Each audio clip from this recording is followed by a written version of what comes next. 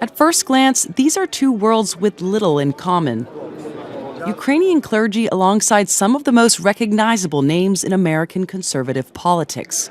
They're fighting for their freedom, much like we fought for our freedom 250 years ago. But events like Kyiv's annual prayer breakfast are becoming an important part of Ukraine's effort to reach conservative America. How would you bring more support for Republicans for Ukraine? The American people are with the people of Ukraine. Thank you, sir. But turning that into political support among Republicans has required a deliberate campaign. I am running a concerted campaign to try to convince Republicans, I'm a lifelong Republican, that it is in our U.S. national interest to support Ukraine. Herring works with the U.S.-based Razom for Ukraine, which has a team lobbying the U.S. Congress and identifying the Republicans most likely to support Ukraine. We are watching every piece of legislation, and we evaluate every member of Congress on a 1 to 5 scale. And we are looking at the people in the middle, the people who are 2s and 3s, and those are the people that are influenceable and open to ideas. When Russia invaded Ukraine in 2022, Democrats controlled Congress and the White House, but support for Ukraine came from both parties.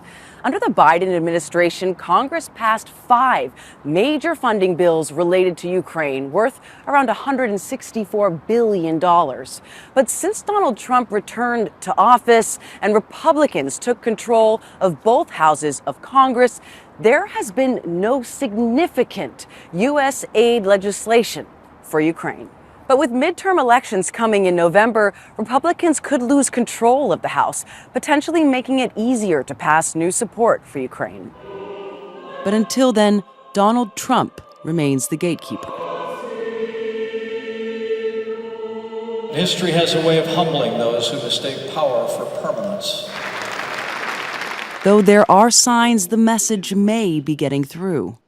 Supporting Ukraine right now is difficult, but the support in the White House is growing. The support has been consistent on Capitol Hill, but the politics make it difficult to stick your neck out. And for Ukraine, the real measure of success will be whether that support translates into policy and ultimately the peace they're praying for.